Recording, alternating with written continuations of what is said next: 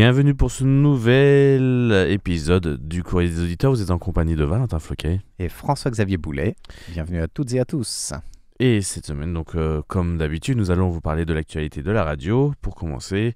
Et peut-être que tu as des annonces à faire ? Exactement. Alors, on est très heureux de vous dire, vous avez sans doute reçu déjà un courriel pour vous informer que depuis la mi-janvier, donc le 15 janvier, je crois précisément, l'antenne de diffusion vers ondes courtes, toujours sur la fréquence 6005 kHz vers l'Europe, a été réorientée suite à vos plaintes répétées de mauvaise réception, surtout pour la partie nord de la France, Belgique notamment aussi.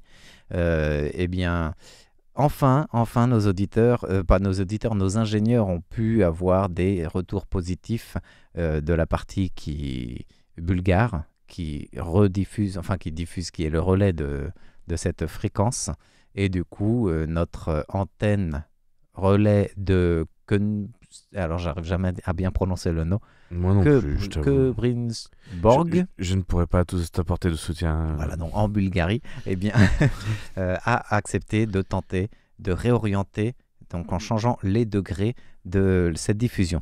Alors, on n'a pas l'information des degrés, pourtant on l'a réclamé, mais apparemment, les résultats sont plutôt bons, sans pour délaisser, pour autant bien sûr, l'écoute vers le sud de la France. Alors on est heureux d'avoir des premiers retours, vous êtes plusieurs à nous avoir fait des rapports sur ce changement en fait, et plutôt positif d'ailleurs pour ceux qui sont en Belgique, notamment je pense à André Bio qui a été très fidèle à nous répondre rapidement. Et à saluer, oh surprise, nous dit-il, enfin on arrive à vous capter parce que le Simpo était quasiment nul, 0, 0, 0 partout. Alors il y a un petit fading qui est gênant pour la fin d'écoute du programme visiblement, mais au début c'est plutôt bon avant de se dégrader. En tout cas c'est plutôt de bon augure, nous dit-il. On a noté aussi dans le sud de la France, du côté de Nice, un rapport d'écoute qui nous dit que avec le changement, donc la réorientation de cette antenne, on entend toujours très convenablement notre programme en langue française, mais c'est vrai qu'il y a un petit fading qui peut gêner l'écoute.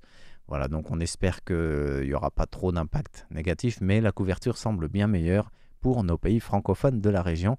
Et nous tenons à vous remercier et puis bien sûr à continuer de nous faire part de vos rapports d'écoute qu'on transmet en temps et en heure à nos ingénieurs qui sont toujours en collaboration avec les ingénieurs sur place.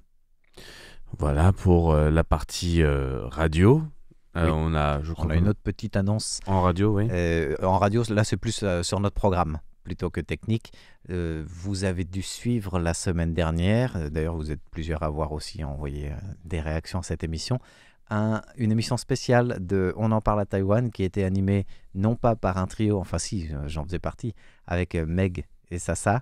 On a accueilli tout un groupe d'étudiants de français de l'Université nationale de Taïwan. Donc ce sont de grands étudiants qui suivent un cours de français. Et vu qu'ils sont en français intermédiaire, voire un peu avancé, mais pas débutant, ils sont capables de s'exprimer en français. Et leur cours de français de cette année, qui est optionnel, parce que ce n'est pas leur majeur universitaire, c'était le français des médias. Du coup, on est intervenu dans le cadre de ce cours avec leur professeur, Maximilien, pour leur présenter le langage radio, le travail radio. Et ils sont venus à RTI s'essayer à l'antenne. Donc ils ont fait toute une émission d'une 20aine de minutes avec des animateurs, avec des reportages sur place, des mini-interviews. Ils ont fait pas mal, un très très bon travail, assez diversifié, où ce sont les jeunes qui parlent de leur pays, de Taïwan, en français pour nos auditeurs. Donc on est ravis de vous partager cette formule et surtout de recevoir vos réactions qu'on leur transmettra, quoi. Voilà, c'est une belle expérience et on vous invite à réécouter ça dans On en parle à Taïwan de dimanche dernier. Voilà, et au niveau des médias, plus en ligne, nous vous rappelons qu'il y a un compte RTI auquel vous pouvez vous abonner, sur lequel nous ne sommes pas encore actifs, mais qui est en préparation. Donc plus vite vous vous abonnerez, plus vite vous verrez nos contenus dessus, qui seront un peu exclusifs. On ne les verra que sur Instagram, voire pour certains contenus sera partagé sur Instagram et sur Facebook, mais ce ne sera pas le contenu de Facebook repartager sur Instagram. Ça Ça sera des formules vraiment, différentes. des formats différents. Même pour le partage d'émissions, etc. On prévoit de faire d'autres formats, des petits extraits audio, ce genre de choses, Mhm. des petites interviews peut-être de l'animateur qui a organisé son émission, etc. Ça sera pas forcément dans un rythme quotidien pour l'instant. On va un peu tester les médias et voir comment la chaîne prend. Mhm. Mais l'objectif, c'est de faire au moins 1 ou 2 contenus par semaine pour commencer. Voilà, pour tout vous avouer, dans les coulisses de RTI, c'est la matière grise du cerveau de Valentin qui fait travailler les méninges pour essayer de trouver un petit peu de mettre en place ça. Donc c'est en effet en période de gestation. Voilà, et puis on a vu aussi que ça marchait assez bien chez d'autres services ouais, de langue, notamment je pense au service allemand qui marche très bien sur Instagram. Donc si vous pouvez nous montrer un peu de soutien sur ce réseau, Voilà. on sera plus que ravis. Voilà. Donc ça va être très très bientôt, très prochainement lancé. Mais vous pouvez déjà donc rejoindre cette page. Hein. Exactement. Voilà. Alors, au niveau des annonces, on a à peu près fait ce qu'il fallait. Maintenant, c'est la page des concours. Tout à fait. Alors, avant d'annoncer les nouveaux concours, on doit tirer au sort des gagnants des concours précédents. Et je ne sais pas si tu te souviens ou si les auditeurs se souviennent aussi de la question qu'on avait posée au mois de novembre à nos auditeurs. Je me souviens de tous les concours par cœur. N'est-ce pas ? Voilà. Si je te dis que ça parle d'un autre continent et d'une représentation taïwanaise qui a failli devoir déménager ou dont le dossier n'est peut-être même pas encore fini. Ouais, je pense à l'Afrique. Oui, c'est ça, continent africain. Et on voulait savoir quel pays réclame justement de Taïwan qu'il déménage son bureau de représentation. Alors la réponse était l'Afrique du Sud. Donc, c'était tout au sud de l'Afrique. Et vous avez été nombreux à participer pour remporter un petit bloc-notes coloré. Alors on va annoncer les 6 gagnants tirés au sort parmi les bonnes réponses de ce concours. Alors je vais commencer, je vais tirer Thomas Beg, pardon. Bien, félicitations à vous. On félicite également Alain Carlier parmi les gagnants. Et Nicolas Pénarin. Nesrine Barry. Et André Bio. Et nous avons aussi Nagmushi Nouari. 1, 2, 3, 4, 5, 6. Et ben voilà. Donc les 6 noms sont sortis de notre chapeau. Félicitations pour ce petit bloc-notes coloré qui vous attend. C'était la question mensuelle du mois de novembre. Il y aura d'autres résultats à annoncer dans des prochains courriers, bien sûr. Mais en attendant, pour avoir le plus de chances de remporter un cadeau, il faut participer. Et justement, on a le rappel des concours. En effet, pour commencer cette année, il y a bien sûr le concours mensuel. On vous a déjà posé plusieurs fois la question, on l'a déjà rappelé lors de plusieurs courriers des auditeurs. Il s'agit de quelle a été la réaction du gouvernement taïwanais suite au passage du cyclone Chido à Mayotte. Voilà, je pense que tout le monde a entendu parler de ce cyclone en France. Ah oui, ça c'est sûr. Et on en parle encore aujourd'hui, même dans les réactions politiques. Et bon, voilà, c'est surtout la réaction, j'allais dire, humaine, voire humanitaire de Taïwan, si on veut vous aiguiller pour ce demi-mois qui reste pour répondre à la question. Oui, et pour ceux qui donneront la bonne réponse, il y aura aussi un tirage au sort avec 6 gagnants, avec des porte-clés en forme de canard jaune, très rigolo, car ils ont les yeux qui sortent de la tête quand on appuie dessus. Et moi, je croyais qu'il aurait dit coin. D'accord, donc ça c'est pour les gagnants de ce concours du mois de janvier. Mais il y a d'autres cadeaux, puisqu'il y a aussi le concours trimestriel. Pour ce premier trimestre 2025, on vous demande de nous citer 3 actualités qui vous ont marqué en 2024. 3 actualités de Taïwan, bien sûr, ou en lien avec Taïwan. De nous dire, de nous les lister, en fait. Il n'y a pas de bonne ou mauvaise réponse. C'est vraiment vous, selon ce qui vous a le plus interpellé dans notre programme d'actualité, bien sûr, ou l'actualité internationale liée à Taïwan, et de nous expliquer un peu pourquoi. Donc c'est à vous de nous présenter tout cela. En 2024, parmi les grosses actualités, moi je pense forcément à un nouveau président qui est entré en fonction, puisqu'il a été élu un certain 13 janvier 2024 et entré en fonction le 20 mai. Ça peut être une actualité à partager, puis expliquer un peu pourquoi. Il y a eu plein d'autres choses évidemment cette année.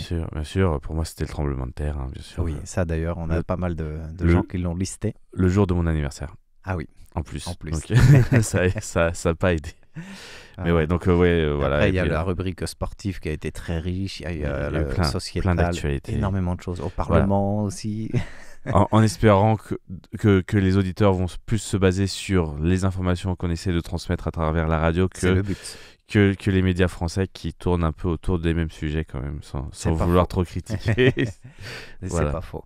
Alors, on a 3 gagnants à tirer au sort pour ce concours trimestriel qui remporteront des très jolis bloc-notes. Voilà. Et donc, je crois qu'on en a fini pour l'actualité de la radio. Et oui, puis le rappel des concours aussi, il est temps de répondre aux questions que nous avons reçues récemment de nos auditeurs. Tout à fait. Et on va peut-être commencer sur une note un peu botanique, on pourrait même dire florale, avec une question de Jacques Augustin. Alors, je t'écoute, je suis floralement épanoui. Dont il nous a demandé, en fait, en réaction au décryptage sur le développement rapide de la 5G, de l'émission Retour à la source, présentée par Meg, qui a retenu son attention sur l'exportation d'une fleur originaire d'Amérique latine. Et oui. Vous m'aviez dit que ça s'appelait les langues de feu. Voilà, cette fleur, j'ai oublié son nom scientifique, Je vernaculaire, vais vous le rappeler. mais c'est la langue de feu.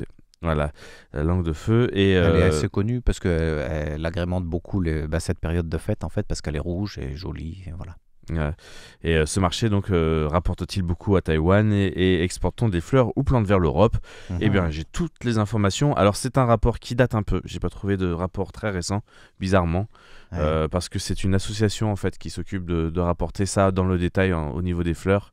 Et donc, ils font peut-être pas ça tous les ans aussi technique, ou peut-être que ils ne font pas le rapport publiquement. Faut le demander. Sinon, pour la préparation de cette émission, j'ai pas vu. Caché dans les tiroirs des chiffres d'exportation peut-être par le commerce extérieur de Taïwan. Sinon. Alors, dans ce cadre, je vais parler que des fleurs en pot. D'accord. Parce que c'est les informations que j'ai trouvées aussi, les plus exhaustives en tout cas, pour avoir un vrai panel des fleurs exportées et produites par Taïwan. C'était vraiment le meilleur rapport que j'ai trouvé. Et donc, pour savoir, les fleurs en pot, dans l'idée, ça comprend les fleurs, les feuillages, les plantes fruitières et des parterres de fleurs. Oui. C'est vrai qu'à Taïwan, souvent les parterres de fleurs ne sont pas plantés directement dans la terre. On met juste des pots les uns à côté des autres et ça fait notre composition florale. C'est vrai qu'on voit souvent cette pratique, oui. Et à mesure, donc à Taïwan, en fait, à mesure que le niveau de vie du peuple taïwanais s'améliore, les principales fleurs qu'on peut retrouver sont les Phalaenopsis, désolé si j'écorche le nom des... Phalaenopsis. Les rouges de Noël, ça tu dois connaître, avec les feuilles vertes tigrées et les feuilles rouges là. Oui, c'est ce qu'on appelle aussi le poinsettia, non? Peut-être, j'ai le nom technique après, en fait, dans un tableau. Les ananas ornementaux, les hortensias. Ah oui. Aussi, les plantes à feuillage ainsi que les fleurs et arbres ornementaux d'intérieur qui sont devenus donc les principaux biens de consommation en termes de fleurs du marché des fleurs de Taïwan, avec une valeur de production annuelle de plus d'1 milliard de dollars taïwanais. D'accord, moi j'aurais pensé en première fleur l'orchidée, tu vois. Oui, alors la Phalaenopsis, c'est en fait ce qu'on appelle l'orchidée papillon. Ouais, mais c'est une seule espèce d'orchidée en fait. C'est un type d'orchidée. D'accord. Et c'est celle qui est vraiment la plus produite et la plus vendue. Et là, j'ai le tableau sous les yeux. L'orchidée papillon, c'est 2566 tonnes de fleurs. Oui, c'est calculé en poids. Ouais, et en valeur marchande, c'est-à-dire cela représente 640 millions de dollars taïwanais, soit 18,82 millions d'euros en commerce. Oui, ce qui est quand même une bonne recette. Alors, tout le reste, il y a beaucoup d'autres orchidées. Dans les sous-orchidées, entre guillemets, il y en a beaucoup d'autres. Il y a notamment le dendrobium. C'est vraiment l'orchidée papillon, c'est assez particulier parce qu'elle a la petite poche là. Oui. Le dendrobium, c'est une autre variété et là c'est seulement 34 tonnes pour 165 000 euros de commerce. Puis l'oncidium qui est 152 tonnes, cymbidium 500 tonnes et le sabot de Vénus pour 2 à 3 tonnes. D'accord. Ouais. sabot de Vénus aussi, c'est assez particulier dans la forme, hein, certains le connaissent. Puis, bizarrement, alors c'est pas vraiment dans le classement du plus vendu au moins vendu, hein, il y a la châtaigne de Guyane. La châtaigne de Guyane. Okay. Le châtaignier de Guyane, pardon, en plante. Produit à Taïwan et sur le marché de l'exportation aussi. Voilà, il y en a 61 tonnes avec 61 tonnes pour 2800 € seulement. C'est parce que ça doit pas se vendre, ça doit être des grands arbres. Oui, donc peut-être. Voilà, ça se vend pas trop cher. Le sagatier qui est vendu là cette fois-ci en assez grand volume vu qu'il y a 2600 tonnes produites par an pour 2 millions d'euros. Donc on voit quand même que l'orchidée, en termes de valeur, c'est quand même, pour des petites fleurs comme ça, ça a quand même une grande valeur tout à fait, commerciale par rapport au poids. Et je vais peut-être juste parler justement des langues de feu, qui s'appelle l'anthurinum. D'accord. A-N-T-H-U-R-I-N-U-M. Voilà. Et ça revient donc à la fleur dont Meg a parlé dans l'émission Retour à la source, qui a fait réagir notre auditeur. Et les chiffres que j'ai, alors on parle bien sûr de 2003, donc ça date un petit peu, disaient qu'il y avait donc 1,6 tonnes, et donc pour une valeur marchande de 15 000 € en exportation. D'accord. Donc c'est pas une énorme, un énorme point de business pour Taïwan en termes de fleurs. Voilà, et donc en tout, peut-être un petit dernier point, toutes les fleurs en général, toujours on parle des fleurs en pot, hein, ça fait une valeur de 35,7 millions d'euros et plus ou moins 17 500 tonnes de fleurs vendues chaque année, sachant qu'il y a beaucoup de variétés différentes en petits volumes qui sont vendues. Une petite information en plus, en termes de production, donc ces plantes en pot sont produites dans 137 villes, ou en tout cas communes, dans 22 comtés de Taïwan, dans tous les 20 comtés de Taïwan. Ouais. Et les comtés. La superficie totale de culture s'étend à 737 hectares. D'accord, et c'est essentiellement les comtés de Chiayi et supermunicipalités de Tainan qui sont les plus horticoles traditionnellement. Et il faut aussi penser que Luzhu, en termes de municipalité, c'est vraiment, en termes d'arrondissement, c'est vraiment l'endroit où il y a la plus grande concentration de production de fleurs en pot, en tout cas, pour la partie fleurs en pot. Et ça, c'est à Taoyuan. Et c'est à Taoyuan, voilà, tout au nord sur la côte. Oui. Voilà. Et Tainan, vous le savez, c'est la capitale mondiale de l'orchidée. C'est là où il y a tous les ans, d'ailleurs, ce fameux grand show de l'orchidée, qui est assez connu pour cela. En pot ou pas en pot, je ne sais pas exactement. L'exposition, en dehors de l'exposition, ouais. Je veux dire, parce qu'il y a beaucoup de professionnels qui viennent pour les tractations. Je pense qu'ils en parlent aussi pour les cultures en général, en fait. Ouais, et je pense que quand on dit en pot, je pense que ça se différencie à deux autres types de production, celle des bulbes et celle des graines. C'est ça. Voilà, et pareil pour les bulbes, c'est encore plus compliqué, je crois, les conditions d'exportation, et c'est peut-être même pas ouvert à tous les bulbes, ça je sais pas trop. En tout cas, c'est un beau panorama que tu nous as proposé. Merci. Alors nous avons aussi une question qui nous était posée par Jules Poirier sur le satellite. Alors c'est assez rigolo parce qu'on a reçu cette question juste avant l'information de cette semaine sur le lancement réussi d'un nouveau satellite. Mais la question de notre auditeur revenait sur les premières données du satellite Triton qui avait été envoyé l'année dernière dans l'espace en orbite. Il voulait savoir où en étaient ces données, est-ce que Taïwan avait pu les exploiter. Alors on peut rappeler que le satellite Triton a été lancé en effet l'année dernière à quelques 500 km d'altitude et qu'il est en orbite pour sa mission. En fait, elle est uniquement de données scientifiques pour le climat. Et du coup, en effet, le Taïwan récupère déjà, alors quand je dis Taïwan, c'est l'administration centrale de météorologie en lien avec l'Agence nationale spatiale qui a développé Triton, récupère régulièrement, tous les jours en fait, toutes les données météorologiques collectées par le satellite Triton depuis qu'il est entré en service. Et c'est surtout des conditions qui sont relatives au calcul de la vitesse du vent et des champs de vent marin en surface. Donc c'est quelque chose qu'on n'arrivait pas encore à mesurer de manière aussi régulière que le Triton peut faire grâce à cette mission vraiment spécifique qui lui est donnée. Ça permet en fait de s'appuyer sur le mouvement, sur la force, la vitesse des vagues, qui sont, on le sait, des témoins directs privilégiés et surtout quantifiables des vents marins en surface, et ça permet de mieux prédire l'évolution de certains événements climatiques comme les typhons, les tornades, etc. Donc c'est pour ça que Triton, en chinois, il s'appelle chasseur de vent. Voilà, il va chasser les vents pour mieux prédire, et on espère en tout cas, ces changements climatiques liés au vent, liés au typhon ou à ces événements un peu extrêmes. Cette mission, elle se rattache à la constellation de 6 autres microsatellites du fameux Formosat 7, qui est déjà opérationnel depuis plus d'1 an et demi déjà, et ça permet d'améliorer la précision, la capacité des prévisions au service météorologique de Taïwan, mais aussi des autres pays qui bénéficient de ces données satellitaires, puisque c'est ouvert à tous les autres pays. Donc c'est vraiment une aide mondiale qui est donnée par ce Triton. Est-ce que tu as ressenti une amélioration dans les prévisions météorologiques à Taïwan depuis ? Alors, ce ne fait pas partie de la question de notre... Non, oui, on arrive à mieux prédire...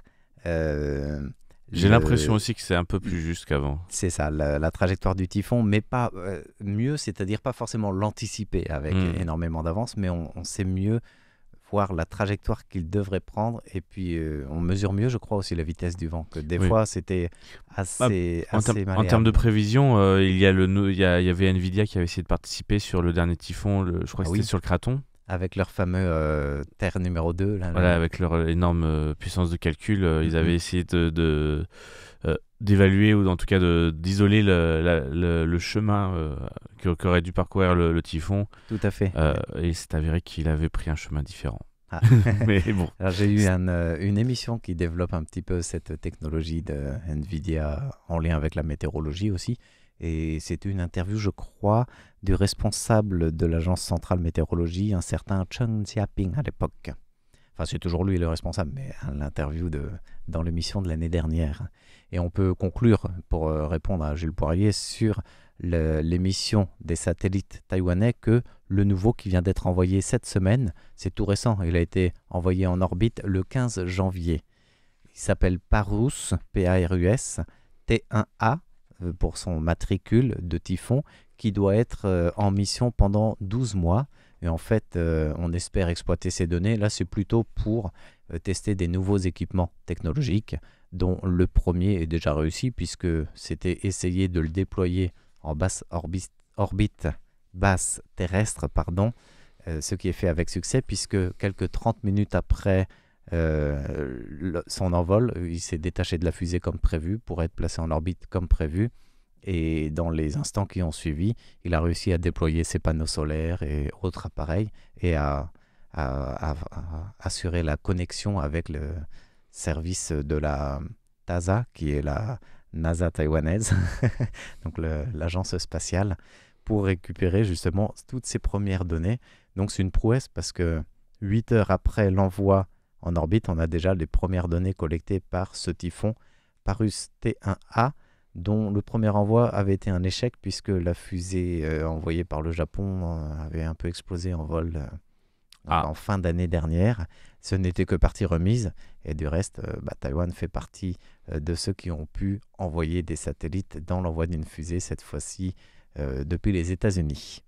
Voilà, donc ça c'est pour répondre à cette question sur le typhon, non pas le typhon, Triton, le satellite Triton. J'étais perdu parce que j'arrivais pas à relire ce que j'avais écrit, parce que le deuxième satellite, celui dont je viens de parler, Parus, lui, si Triton s'appelle chasseur de vent, eh bien celui-là il s'appelle mésange au ventre rouge. Voilà, c'est une espèce endémique à Taïwan qui prend son envol et puis qu'on aime bien admirer. Donc espérons que les 12 mois cette mésange, justement, de son nom scientifique s'appelle Parus. Voilà, c'est pour ça que tu avais le nom. Quand je le cherchais dans ma tête, tu l'avais déjà sur le bout de la langue. C'est merveilleux. Donc c'est aussi un CubeSat, un mini satellite CubeSat, c'est cubique, parce qu'ils font 10 cm sur 10 cm. Alors celui-là, c'est 10-10, pas 10, mais 10-10-30. Mhm. Voilà, mais une fois qu'il a déployé ses panneaux solaires, il est en énergie basse et puis il peut normalement être autonome pendant une mission d'environ 12 mois. Ok, eh bien merci à Jules Poirier pour sa question et nous allons peut-être terminer sur une note colorée Oui, avec notre question de... Peut-être tu peux me la rappeler, je crois que c'est toi qui l'as. oui, alors c'est Hélène Pinault qui nous écoute en France qui a entendu parler, coloré, oui, parce qu'il y a toutes les couleurs de l'arc-en-ciel. C'est le surnom apparemment d'un village dont elle a entendu parler. Alors c'est vrai qu'on en avait parlé sur les réseaux sociaux, dans des émissions assez passées, mais c'est l'occasion de faire le point sur ce qu'on appelle le village arc-en-ciel. Alors oui, ce village est placé à Taichung, hein, dans l'arrondissement de Nantun, Mhm. ou quartier de Nantun, Arrondissement, c'est bien. arrondissement, voilà. Et peut-être aussi appelé le parc artistique Arc-en-Ciel. Alors c'est D'accord. c'est 2 hectares, même pas, hein, de place. C'est 3 petites maisons, comme il existe les maisons fabriquées pour les anciens combattants à l'époque, hein. Oui, c'est Et ça. c'est un peu un résidu de tout un village qui a été détruit et remplacé par des grands immeubles très modernes. Et donc c'est assez étrange ce contraste au final, hein, de Oui. cette maison. C'est un peu le triste sort commun de tous ces anciens villages militaires, en fait, d'être détruits. Alors là, ce qu'on appelle village arc-en-ciel, c'est finalement plutôt un petit quartier de cet ancien village Voilà, qui n'a pas été détruit c'est du coup. c'est même une résidence presque, Hmm. puisque c'est 3 Deux, trois bâtisses. maisonnettes. Ouais, c'est Ouais, ça. trois bâtisses avec des petits couloirs dedans, mais à visiter par exemple, ça prend 10 minutes, un quart d'heure. Il n'y a, y a pas non plus Alors qu'est-ce 30 qui 000. fait qu'il est artistique ou arc-en-ciel et coloré? Eh bien, tout a commencé avec l'histoire de son créateur, en tout cas de son peintre, qui est un ancien combattant qui s'appelle Huang Yongfu. Oui. Un ancien soldat et que tout le monde appelle affectueusement le grand-père arc-en-ciel. En peignant les murs de sa maison et des environs pour éviter la démolition de l'habitat, Huang a transformé un groupe de bâtiments ordinaires en une œuvre d'art vibrante qui a attiré carrément les bureaux de la culture locaux, etc. Oui, il y a même une association qui s'est organisée pour prendre la défense de cette œuvre et puis aider ce fameux grand-père arc-en-ciel à peindre pour sauvegarder tout le quartier qui était normalement voué à être détruit aussi. Donc, il est né en 1924 en Chine, dans la région, dans la municipalité de Taishan, et est venu à Taïwan au moment du refuge, du retrait des nationalistes en 1950. Il faut savoir donc qu'après, il a encore participé à certaines batailles, notamment à celle de Kinmen. Et en fait, donc il a continué à Taïwan. Il a commencé son projet en 2008. D'accord. Quand Et il était vétéran, du coup. quand il était vétéran, et il a pris sa retraite à 50 ans, pour information. Mhm. Et il est mort l'année dernière seulement, Ça à va l'âge faire de un 100 an. ans. À l'âge de 100 ans, à 3 jours près, 3 jours après son anniversaire de 100 ans, il est décédé. D'accord. Puisqu'il est mort le 19 janvier 2024. 24. Et donc, pour terminer, peut-être qu'on peut dire que l'entièreté du village a été restaurée en 2023. Et donc voilà, donc les couleurs sont éclatantes par contre, et les ça designs. reste un atout touristique. Voilà, et la particularité aussi du design de ce village, c'est que en fait tous les dessins ont l'air très enfantins en fait. Oui. Ils ont vraiment un style particulier, et vous pouvez voir plein de fresques différentes, notamment les 12 signes du zodiaque chinois, etc. Mhm. Voilà, donc merci à Hélène Pinault pour sa question. Oui. Et on va devoir raccrocher l'antenne déjà. Voilà. Du coup, merci à toutes et à tous de votre écoute pour ce courrier des auditeurs et à la semaine prochaine. Au revoir.